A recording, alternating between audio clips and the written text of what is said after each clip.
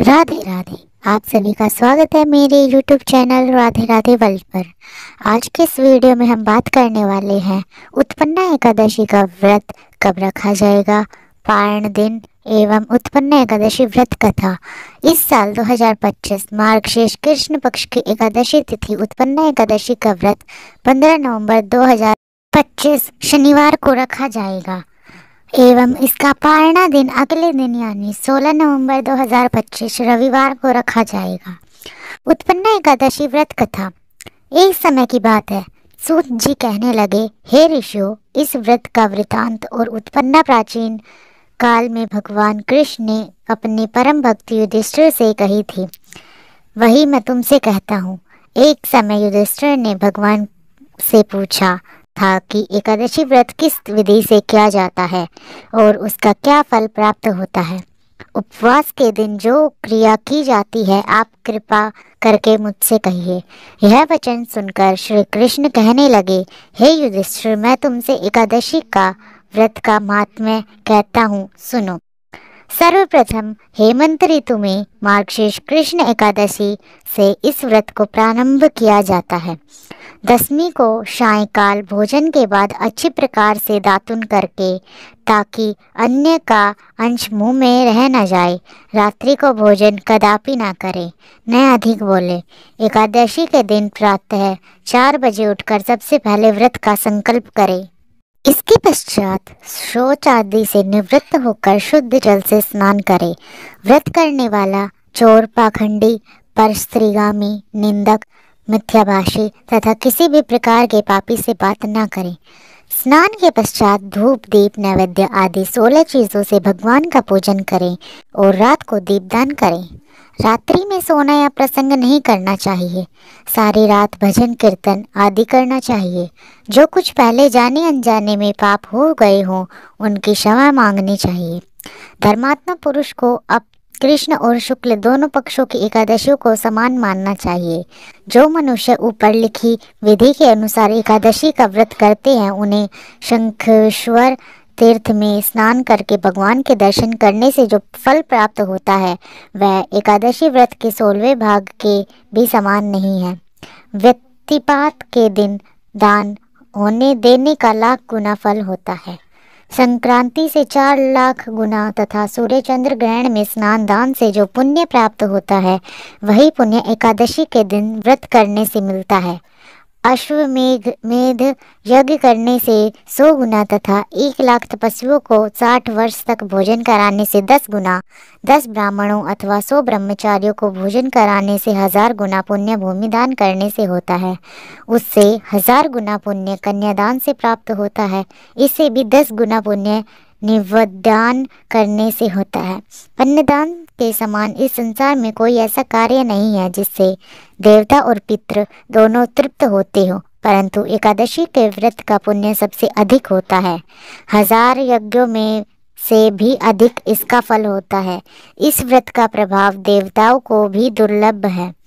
रात्रि को भोजन करने वाले को उपवास का आधा फल मिलता है और दिन में एक बार भोजन करने वाले को भी आधा फल प्राप्त होता है, जबकि निर्जला व्रत रखने वाले को महात्म्य तो देवता भी वर्णन नहीं कर सकते। युधिष्ठिर कहने लगे कि हे भगवान, आपने हजारों यज्ञ और लाख गोदान को भी एकादशी व्रत के बराबर नहीं बताया, सो यह तिथि सब तिथियों से उत्तम कैसे हुई, बताइए। भगवान कहने लगे, हे युधिष्ठिर, सतयुग में मूर नाम का दैत्य उत्पन्न हुआ। वह बड़ा बलवान और भयानक था। उस प्रचंड दैत्य ने इंद्र, आदित्य, वसु, वायु, अग्नि और सभी देवताओं को पराजित करके भगा दिया। तब इंद्र सहित सभी देवताओं ने भयभीत होकर भगवान शिव से सारा वृतांत कहा और बोले, हे कैलाशपति, मूर दैत्य से भयभीत होकर सब देवता मृत्युलोक में फिर रहे हैं।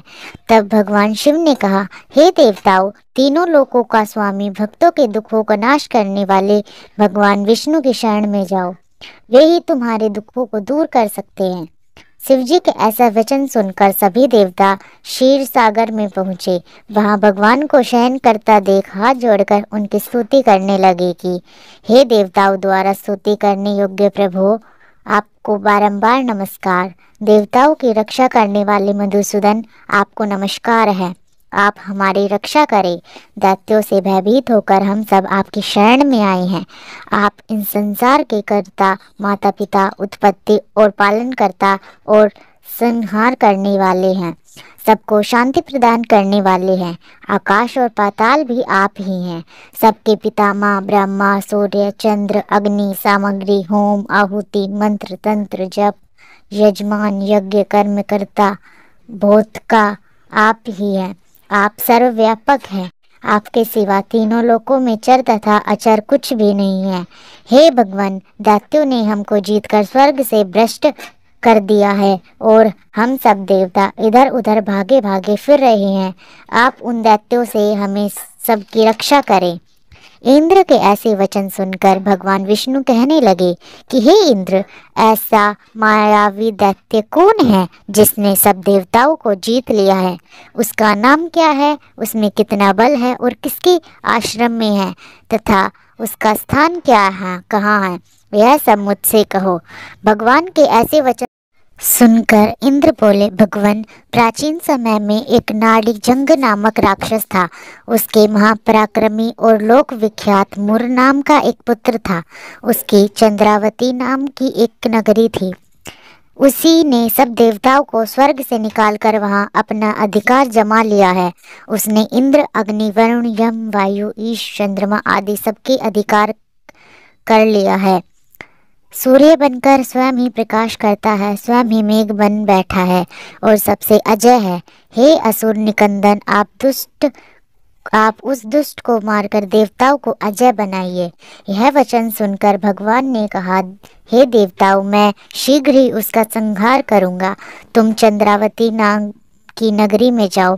उस प्रकार कहकर भगवान सहित सभी देवताओं ने चंद्रवती नगरी की ओर प्रस्थान किया। उस समय दैत्य मुर सेना सहित युद्ध भूमि में गरज रहा था।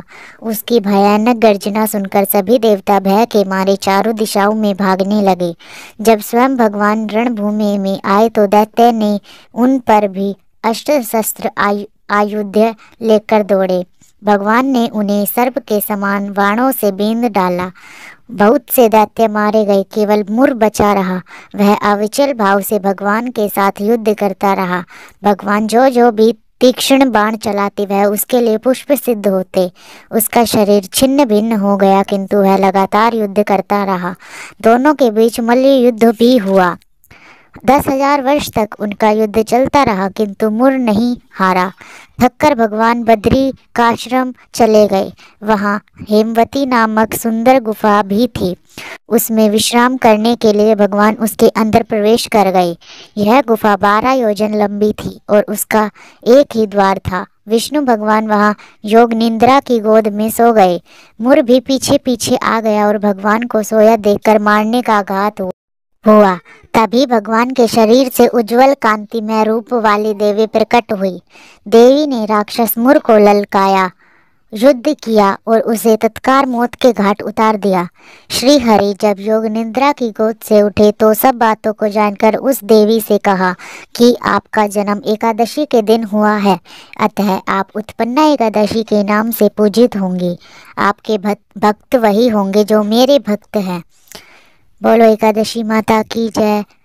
धन्यवाद। अगर आपको हमारी यह कथा और वीडियो अच्छी लगी हो तो वीडियो को लाइक करें, चैनल को सब्सक्राइब करें, बेल आइकन दबाना न भूलें।